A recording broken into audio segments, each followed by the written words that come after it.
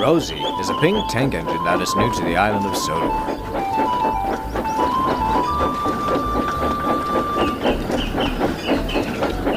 Thomas and Rosie got along, and he helped show her around the yard. But whenever Thomas is unavailable, Edward comes to help her. Edward always found her to be quite impressive with shunting, but the two would often disagree on certain topics. Regardless, the two are still good friends. One day, Rosie was shunting trucks near Nafford Station when she saw Gordon at the platform with his coaches in tow. He was waiting for the passengers to board as he sizzled proudly. Rosie watched in awe as the guard eventually blew his whistle and Gordon set off. As Gordon rolled out of the station, the coaches shined proudly under the bright sun.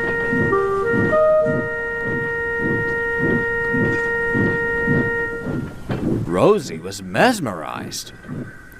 Wow! I would love to pull those coaches. Edward pulled alongside, chuckling. That's known as the Express, explained Edward.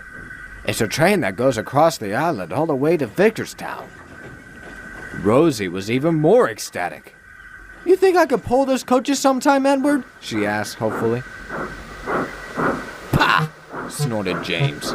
Little tank engines can't pull the Express by themselves. It requires a strong engine like me. Quite enough out of you, James, replied Edward, before looking back to Rosie. But he is right. It is a heavy train and must stay on time. I'm sorry, Rosie, but it just isn't possible. Rosie was disappointed, but persistent. But she didn't argue. She just went back to shunting. There has to be a way. I'm sure I could do it. I'm sure I will do it. He can't always be right. Rosie had no idea how, but the chance would come sooner than expected. A big storm had approached the island that night, and Rosie had to sleep in a nearby shed with Thomas.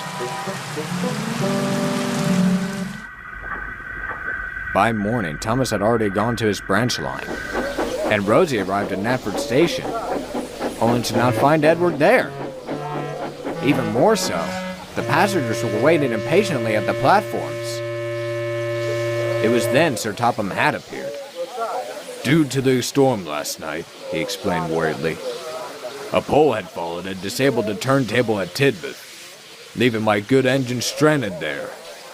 We'll be mighty late when an engine can come here, but I'd like you to assemble the coaches so they can at least be seated. Rosie then saw her chance. Sir, we can't be too late, she exclaimed. It doesn't look like too many passengers. Perhaps I could take them. Sir Topham Hatt was about to reject her offer, but then looked back to the passengers. Farewell, Rosie.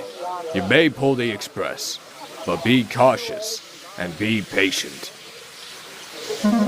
Rosie was excited.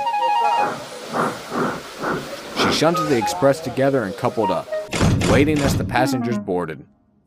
The guard then blew his whistle. All right, Rosie, said her driver. Steady now. She tried moving, but soon found it harder as her wheels began to slip. But, with enough effort, she began moving out of the station.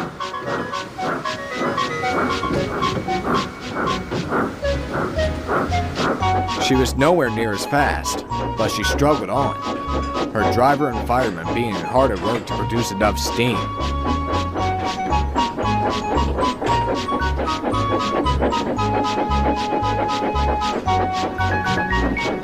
Rosie found it very hard, but struggled on. I can't do it. I will do it, she panted.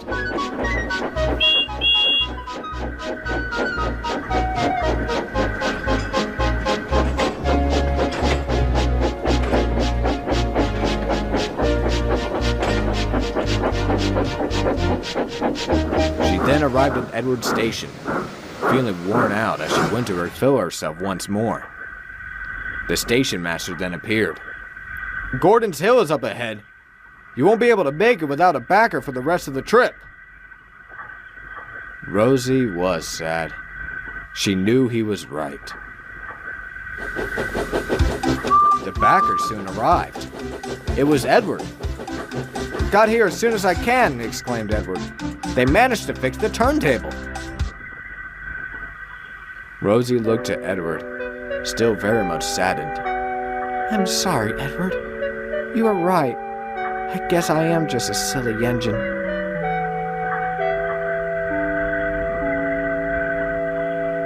But Edward surprised her. "Silly?" he questioned. "You made it this far all by yourself. Comes to show that even an old engine like me can't always be right. I'm proud of you. You are a useful engine." Rosie smiled happily. She felt much better. Rosie once again set off with the express, with Edward behind her to back her.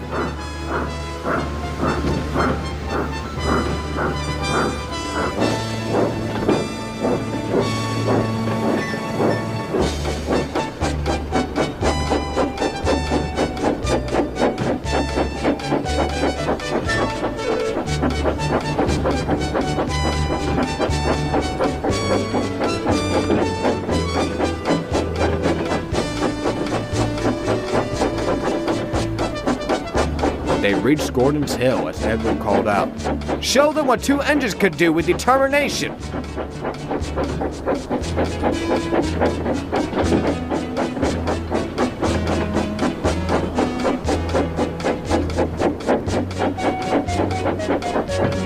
The hill was a hard, steep climb, but they eventually made it to the top.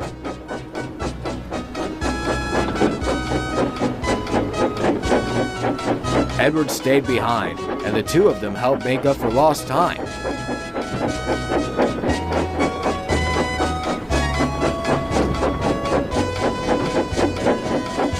They eventually reached their final stop at Vickerstown, and the passengers cheered for their hard work. The two engines were getting ready for the return trip when Sir Topham Hatt approached them. "Excellent job, you two. You both have worked very hard today, and you both shall receive a brand new coat of paint and a long rest." He then walked away, with Rosie looking to Edward. Who knew being wrong could be so rewarding? Edward couldn't help but laugh.